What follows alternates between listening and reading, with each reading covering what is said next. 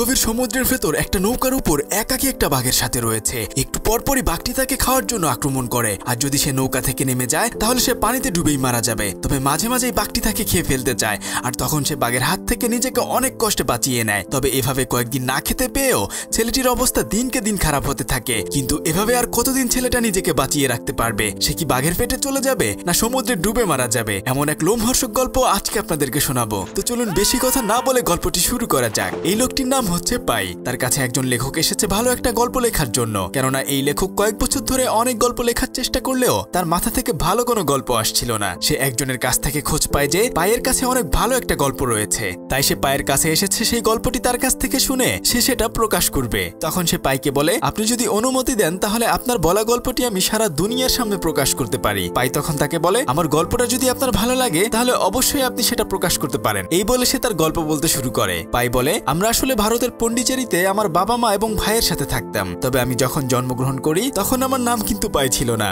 আমার চাচা একবার সাঁতার কাটতে গিয়ে পিসিং মলিটন নামক একটা সুইমিং পুলের সাথে মিল রেখে আমার নাম রেখেছিল। কিন্তু ইংরেজিতে পিসিং মানে হচ্ছে প্রস্রাব করা, তাই সবাই সেজন্য আমাকে আমার নাম নিয়ে স্কুলে অনেক বেশি খেপাতো। তাই আমি নিজের নাম চেঞ্জ করে শুধু পাই রেখে দিয়েছি। পাই আসলে তার বাবা মার সাথেই ওখানে বাস করত। ছোটবেলা থেকেই পাই অনেক বেশি ধর্মভীরু ছিল। যদিও সে হিন্দু ছিল, কিন্তু এরপরও সে মসজিদ গির্জা সবখানে গিয়ে সৃষ্টিকর্তার প্রার্থনা করত। তবে তার বাবা এগুলো একদমই পছন্দ করত না। কিন্তু তার মা মনে করত সে যখন বড় হবে সে অবশ্যই সৃষ্টিকর্তাকে খুঁজে পাবে। মূলত ভারতের পন্ডিচেরিতে পাইয়ের বাবার অনেক বড় একটা চিড়িয়াখানা ছিল। সেই চিড়িয়াখানায় মানুষজন যখন পশু পাখি দেখতে আসতো সেই টাকা দিয়েই তাদের সংসার চলতো। ওই চিড়িয়াখানায় অন্যান্য প্রাণীর সাথে একটা বাঘও ছিল, আর এই বাঘটার নাম ছিল রিচার্ড পার্কার। হয়তো আপনি ভাবছেন বাঘের নাম আবার কিভাবে এরকম হয়। আসলে কাহিনীটা হয়েছে, যে ব্যক্তি বাঘটাকে ধরে নিয়ে এসেছিল সেই ব্যক্তির নাম ছিল রিচার্ড পার্কার। যখন তাকে চিড়িয়াখানায় নিয়ে আসা হয়েছিল তখন কাগজপত্র এলোমেলো হওয়ার কারণে ওই ব্যক্তির নামে বাঘের নাম হয়ে গেছে। যাই হোক, পাই ছোটবেলা থেকেই অনেক বেশি চঞ্চল প্রকৃতির ছিল, আর তার বন্ধুরাও জানতো তার বাবার একটা চিড়িয়াখানা রয়েছে। তাই সে একদিন তার একটা বন্ধুকে নিয়ে ওই চিড়িয়াখানায় চলে আসে। সে তখন নিজের সাহসিকতা দেখানোর জন্য এক টুকরো মাংস নিয়ে ওই বাঘের খাঁচার কাছে যায়। তখন সে ওই খাঁচার ভিতর হাত দেয় বাঘটিকে মাংস খাওয়ানোর জন্য। তবে তার কপাল ভালো, ঠিক তখনই তার বাবা এসে ওখান থেকে তাকে টান দিয়ে বাঁচিয়ে নেয়। তার বাবা তখন তাকে অনেক ধরনের বকাঝকা শুরু করে দেয়, কেননা সবকিছুর সাথে খেলা করা গেলেও বাঘের সাথে কোনো খেলা করা যাবে না। কিন্তু পাই মনে করে পৃথিবীর সমস্ত প্রাণী খুবই নিরীহ প্রাণী, এগুলো মানুষের কোনো ধরনের ক্ষতি করে না। তাই তখন তার বাবা তাকে বলে যে, তুমি দেখো এই বাঘটা আসলেই কত হিংস্র। এই বলে সে ওই বাঘের ওখানে একটা ছোট্ট ছাগল নিয়ে আসে, আর কিছুক্ষণ পরেই বাঘটা খুব হিংস্রভাবে ছাগলটিকে মেরে খেয়ে ফেলে। আসলে তার বাবা বোঝাতে চাচ্ছিল সব প্রাণী মানুষের জন্য সুবিধার নয়। বাঘের এই আচরণ দেখে পাই অনেক বেশি ভয় পেয়ে যায়। এভাবে অনেকগুলো বছর পেরিয়ে যায়। এখন পাইও অনেকটা বড় হয়ে গিয়েছে, আর সে তাদের বাড়ির পাশে একটা মেয়ের সাথে প্রেম করে। তারা দুজনেই খুব ভালো সময় কাটাতো। মাঝে মাঝেই তারা তাদের চিড়িয়াখানায় এসে গল্প করত। এভাবে ভালোই পায়ের দিন কাটতে থাকে। কিন্তু একদিন রাতের বেলা তার বাবা বলে, আমরা খুব শীঘ্রই ইন্ডিয়া থেকে কানাডায় চলে যাব, কেননা আমাদের চিড়িয়াখানাটি যে জায়গার উপর রয়েছে সেই জায়গাটি আসলে সরকার নিয়ে নিয়েছে। তাই আমি চাচ্ছি আমাদের চিড়িয়াখানার যত পশু পাখি ছিল এগুলো আমি কানাডায় নিয়ে বিক্রি করলে ভালো কিছু টাকা পাবো, আর সেই টাকা দিয়ে ওখানেই আমরা নতুন কোনো বিজনেস দাঁড় করাবো। কানাডার কথা শুনে সবারই অনেক বেশি মন খারাপ হয়ে যায়, কেননা আসলে তারা কেউ চাচ্ছিল না ওখান থেকে কানাডায় যাওয়ার জন্য। পাইয়ের একটু বেশিই মন খারাপ হয়, কেননা গার্লফ্রেন্ডকে ছেড়ে কে যেতে চায় বলুন, তাই না? সে তার বাবাকে জিজ্ঞেস করে, তাহলে এত পশু পাখিও এখানে আমরা কিভাবে নিয়ে যাব? তখন তার বাবা বলে, আমরা একটা জাহাজে করে এখানকার সমস্ত পশু পাখিকে খাঁচার ভিতর বন্দি করে নিয়ে যাব, আর আমরাও তখন ওই পশু পাখির সাথে ওই জাহাজে করেই কানাডা চলে যাব। আর এর কয়েকদিনের মধ্যেই তারা তাদের জাহাজে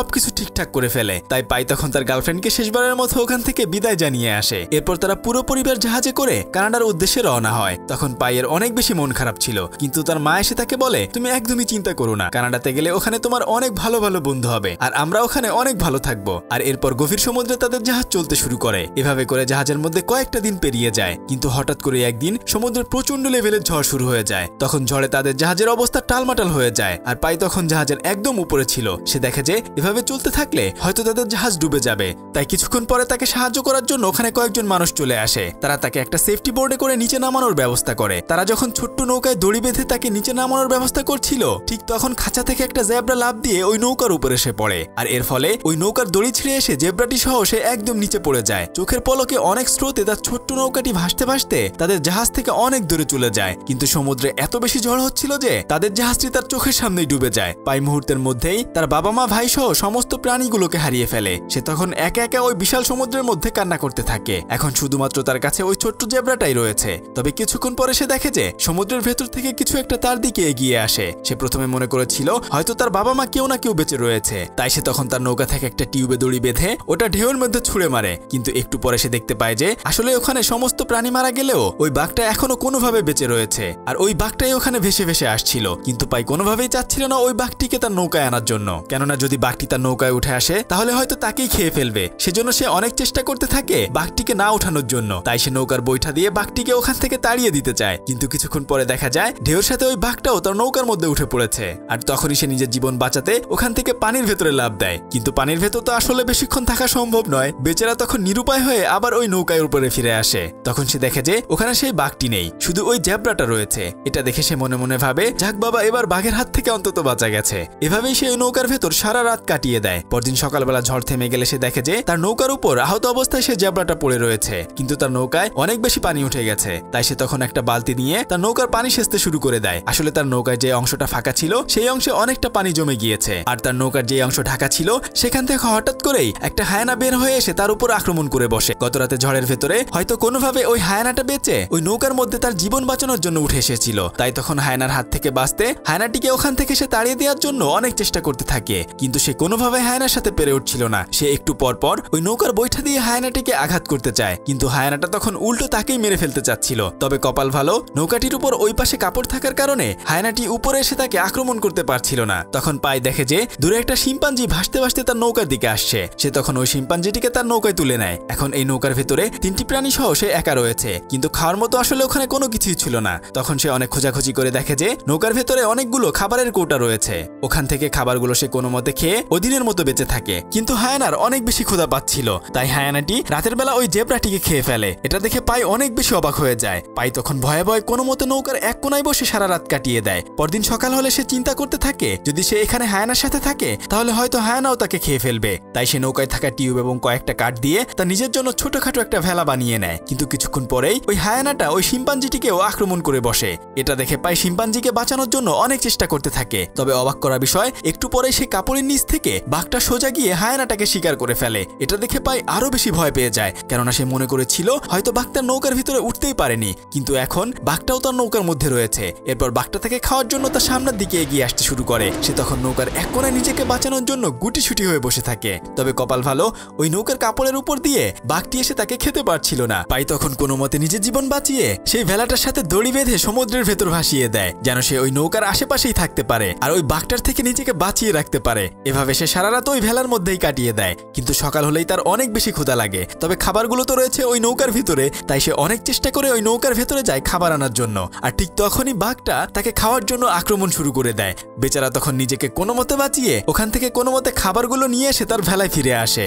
এই ফাঁকা সমুদ্রের ভিতর সে আসলে কি করবে কোনো কিছুই বুঝতে পারছিল না। তখন সে সৃষ্টিকর্তার কাছে প্রার্থনা করতে থাকে। আসলে আমরা যখন অনেক বেশি বিপদে পড়ি তখন শুধুমাত্র ওই উপরওয়ালার সাহায্য ছাড়া কোনোভাবেই সেখান থেকে আমরা বাঁচতে পারি না। এভাবে আরো কয়েকটা দিন সে ওই সমুদ্রের ভেতর ওই ভেলার উপরেই কাটিয়ে দেয়। তবে কয়েকদিন পরে সে বুঝতে পারছিল এভাবে কোনোভাবেই অনেক দিন পর্যন্ত এই ভেলার উপর থাকা সম্ভব নয়, আর তাছাড়া কবে যে সে তীরে ফিরতে পারবে এই বিষয়টাও সে জানতো না। তাই সে তখন সিদ্ধান্ত নেয় নৌকার উপর উঠে ওই বাঘটিকে সে ট্রেনিং দেবে। যেহেতু বাঘটি তাদের চিড়িয়াখানায় ছিল, হয়তো বাঘটিকে ট্রেনিং দিলে সে বাঘটিকে শিকারি বানিয়ে কোনো মতে ওই নৌকার ভেতর থাকতে পারবে। তাই সে পরদিন সকালবেলা বাঘটিকে ট্রেনিং দেওয়ার জন্য অনেক বেশি চেষ্টা করতে থাকে, কিন্তু কোনোভাবেই সে বাঘটিকে আসলে পোষ মানাতে পারছিল না। আর এভাবে আস্তে আস্তে আরো কয়েকটা দিন পেরিয়ে যায়, যার ফলে এখন বাঘটার অনেক বেশি ক্ষুধা লাগে, কেননা এই কয়েকদিন বাঘটা ওই নৌকায় থাকা জীবজন্তুদেরকে খেয়ে কোনো মতে বেঁচে ছিল। আর পাই ওই নৌকা থেকে খাবারগুলো এনে বেঁচে থাকতো। তবে এখন যদি বাঘটিকে কোনো খাবার দেওয়া না হয় হয়তো ওই বাঘটি এসে পাইকেই খেয়ে ফেলবে। তাই সে তার ভেলার উপর বসে বসে কয়েকটা জিনিস নিয়ে বড়শি বানিয়ে মাছ ধরার চেষ্টা করে, কিন্তু আসলে কোনোভাবেই পাই মাছ ধরতে পারছিল না। আসলে মাছ ধরা কি এত সহজ কাজ নাকি? যাই হোক, আর অন্যদিকে বাঘটি ক্ষুধায় ছটফট করছিল।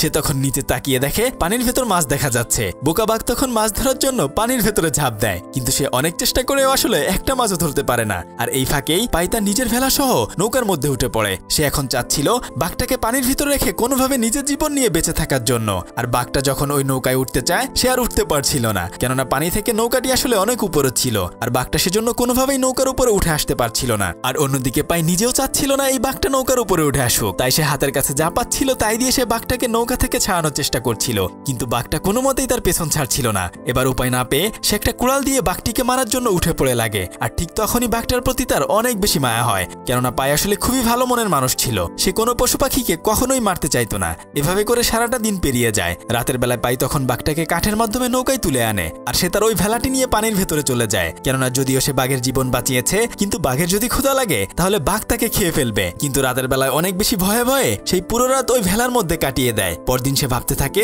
যদি বাঘটিকে কোনো খাবার দেয়া না হয় তাহলে নিশ্চয়ই ওই বাঘটা আবার এসে তার উপর আক্রমণ করবে। তাই সে অনেক চেষ্টা করে ওখান থেকে বড় একটা মাছ ধরে ফেলে। সে ওই মাছটাকে ধরেই আঘাত করতে করতে মাছটাকে মেরে ফেলে, কিন্তু বেচারার মাছের উপর তখন অনেক বেশি মায়া হয়, তাই সে তখন মাছটাকে ধরে কান্না করতে থাকে। যাই হোক, মাছটিকে মেরে একটু পরে সে নৌকার ভেতর ছুঁড়ে মারে বাঘটিকে খাওয়ার জন্য। তারা দুজনেই তখন পেট ভরে ওই মাছ খেয়ে নেয়, আর অনেক কৌশলে পাই তখন ওই নৌকা থেকে তার সমস্ত খাবার তার ভেলার মধ্যে নিয়ে আসে। আসলে বারবার খাবার আনার জন্য ওই নৌকার ভেতর যাওয়া অনেক বেশি বিপজ্জনক ছিল। পাই রাতের বেলায় তার ভেলার পাশে অনেক বড় একটা তিমি দেখতে পায়, তখন সে অনেক বেশি ভয় পেয়ে যায়। কিন্তু কিছুক্ষণ পরে তিমিটি যখন লাফ দেয় সেই ঢেউয়ের কারণে তার ছোট্ট ভেলাটি একদম ভেঙে টুকরো টুকরো হয়ে যায়। তবে দুর্ভাগ্যের ব্যাপার হচ্ছে তার সমস্ত খাবারগুলো তখন পানির ভেতর হারিয়ে যায়। এখন তো আরো অনেক বেশি বিপদ, কেননা সে তার সমস্ত খাবার ওই নৌকা থেকে তার ভেলায় নিয়ে এসেছিল, আর তাছাড়া তার ভেলাটিও ভেঙে গিয়েছে। তাই সে নিরুপায় হয়ে আবার ওই নৌকায় ফিরে যায়, কিন্তু মাঝে মাঝেই বাঘটি তাকে খাওয়ার জন্য মরি হয়ে ওঠে। তবে সে অনেক চেষ্টা করে তখন নিজেকে বাঁচিয়ে নেয়। আর এর কিছুক্ষণ পরে তাদের নৌকার উপর একটা মাছ উড়ে এসে পায়ের মুখের উপরে পড়ে। তাই পাই তখন মাছটিকে বাঘের দিকে ছুঁড়ে মারে খাওয়ার জন্য, কিন্তু মাছটা তখন ওখান থেকে উড়ে চলে যায়। বেচারা তখন মন খারাপ করে ওখানে বসে থাকে। তবে এর কিছুক্ষণ পরে ওখানে আরো অনেক মাছের ঝাঁক তাদের নৌকার উপর দিয়ে উড়ে যায়, আর এখন নৌকার ভেতরে অনেকগুলো মাছ পড়ে যায়। আসলে এই মাছগুলো ছিল উড়ন্ত মাছ। আর তখন সে ওখানে অনেক বড় একটা মাছ পেয়ে যায়। ওই মাছগুলো তারা দুজন খেয়ে কোনো মতে তাদের দিনটা পার করে দেয়। তখন পাই মনে মনে ভাবতে থাকে যদি এখানে ওই বাঘটা না থাকতো তাহলে হয়তো সে একা একা এতদিনে পাগল হয়ে যেত। ওই বাঘটা থাকার কারণে সে এখনো ভালোভাবেই বেঁচে রয়েছে। তবে পরদিন হঠাৎ করেই সমুদ্রে অনেক বেশি ঝড় শুরু হয়ে যায়, আর এই ঝড়ের কারণে তাদের নৌকা একদমই এলোমেলো হয়ে যায়। পাইয়ের সেই ছোট্ট ভেলাটিও তখন ঝড়ের কারণে নৌকা থেকে অনেক দূরে পানির ভেতর হারিয়ে যায়, আর তাদের নৌকায় অনেক পানি জমে যায়। এখন বাঘটি এবং তার নিজের অবস্থা একদমই খারাপ হয়ে গিয়েছে। সকাল হলে পাই কোনো মতে নৌকার পানি সেচে ফেলে দেয়। কয়েকদিন না খাওয়ার কারণে এখন তারা দুজনেই অনেক বেশি দুর্বল হয়ে গিয়েছে। পাই তখন একটা বালতিতে করে কিছু পানি নিয়ে বাঘটিকে খেতে দেয়। সে তখন অনেক সাহস করে বাঘটিকে তার কোলে তুলে আদর করতে থাকে, আর ওখানেই তারা দুজন ওভাবে ঘুমিয়ে পড়ে। পরদিন তাদের নৌকা ভাসতে ভাসতে একটা দ্বীপে এসে পৌঁছায়। যখন পাইয়ের ঘুম ভাঙে সে দেখে যে অচেনা একটা দ্বীপে তাদের নৌকা এসে ভিড়েছে। তখন তারা দুজন ওই দ্বীপের ভিতরে যায়। তখন পাই দেখে যে ওখানে অনেক শাকসবজি রয়েছে, এগুলো খেয়ে আসলে কোনো মতে সে বেঁচে থাকতে পারবে। কয়েকদিন না খাওয়ার কারণে ক্ষুধার জ্বালা সে কাঁচাই ওখানকার শাকসবজিগুলো খেতে শুরু করে দেয়। এরপর সে ওখান থেকে পেট ভরে পানি খায়। আর ওই দ্বীপের ভেতর ছোট্ট ছোট্ট প্রাণী ছিল, বাঘটা তখন ওই প্রাণীগুলোকে শিকার করে খেয়ে নেয়। অনেকদিন পরে তারা পেট ভরে খেতে পেরে অনেক বেশি খুশি ছিল। পাই তখন মনে মনে চিন্তা করে যতদিন না সে এখান থেকে উদ্ধার হয়ে দেশে ফিরে যেতে পারবে ততদিন সে এখানেই এই দ্বীপের মধ্যে থাকবে। এভাবে করেই তাদের সারাটা দিন পেরিয়ে যায়। রাতের বেলা সে ঘুমানোর জন্য গাছের উপর ছোট্ট একটা জায়গা তৈরি করে। তবে মাঝরাতে এসে সে দেখে যে ওখানকার সমস্ত প্রাণীগুলো দৌড়ে এসে গাছের উপর আশ্রয় নিচ্ছে, আর যেই পুকুর থেকে সে পানি খেয়েছিল সেই পুকুরের মাছগুলো মরে একদম ভেসে উঠেছে। এটা দেখে সে বুঝতে পারে হয়তো এই দ্বীপটাতে কোনো ভয়ঙ্কর কিছু রয়েছে। আর একটু পরে গাছের উপর তার মাথার কাছে একটা ফল দেখতে পায়। সেই ফলটা যখন সে হাতে নেয় তার ভেতরে সে মানুষের একটা দাঁত দেখতে পায়। এটা দেখে সে আরো অনেক বেশি ভয় পেয়ে যায়। সে মনে করে হয়তো কোনো একদিন কেউ তার মতো এখানে বাঁচার জন্য এসেছিল। তবে এই দ্বীপটায় ভয়ঙ্কর কোনো কিছু রয়েছে। সে কোনো মতে ওখানে রাতটা পার করে সকালবেলা তার নৌকায় ফিরে আসে। আর যাওয়ার আগে সে ওই দ্বীপ থেকে অনেক সবজি এবং বাঘটির জন্য কয়েকটা ছোট্ট ছোট্ট প্রাণী নিয়ে আসে, যেন তারা সমুদ্রের ভেতর সেগুলো খেয়ে কোনো মতে আরো কয়েকটা দিন বেঁচে থাকতে পারে। এরপর তারা তাদের নৌকা নিয়ে আবার যাত্রা শুরু করে। এভাবে আরো কয়েকটা দিন পেরিয়ে যায়। তবে নৌকাটি ভাসতে ভাসতে অনেকদিন পরে সেটা গিয়ে মেক্সিকোতে পৌঁছায়। আর তখন না খেয়ে থাকার কারণে পায়ের শরীরে একদমই কোনো শক্তি ছিল না। সে নদীর কিনারায় এসে হাঁটতে গিয়ে ওখানেই পড়ে যায়। তবে একটু পরে ওখান থেকে বাঘটা হাঁটতে হাঁটতে নদীর পাশেই জঙ্গলের ভিতর যেতে শুরু করে। তবে এতদিন একসাথে থাকার কারণে বাঘটার প্রতি পায়ের অনেক বেশি মায়া জন্মে গিয়েছিল।